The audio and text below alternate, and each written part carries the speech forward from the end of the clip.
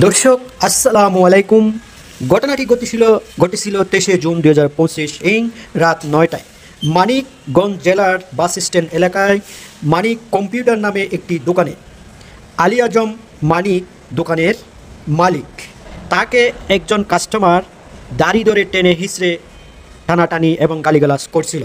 আলী আজম মানিক ঘটনার পরপরই ডিউর থানায় লিখিত অভিযোগ দায়ের করেন নাসিম মিয়ার বিরুদ্ধে।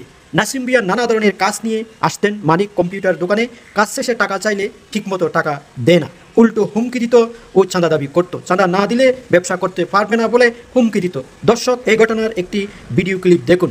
যদি ভিডিওটি ভালো লাগে সাবস্ক্রাইব, লাইক, কমেন্ট, শেয়ার করুন।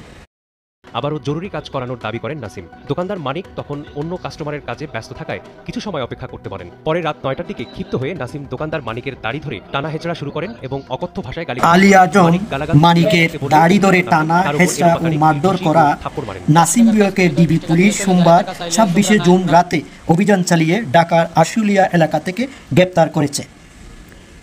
এতে দেশের মানুষ স্বস্তি বোধ ও খুশি হয়েছে।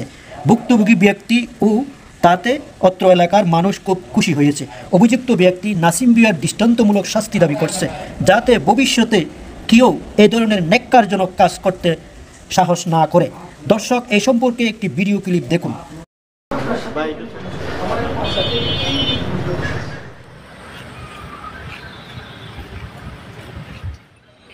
উপরে উঠে দেখো।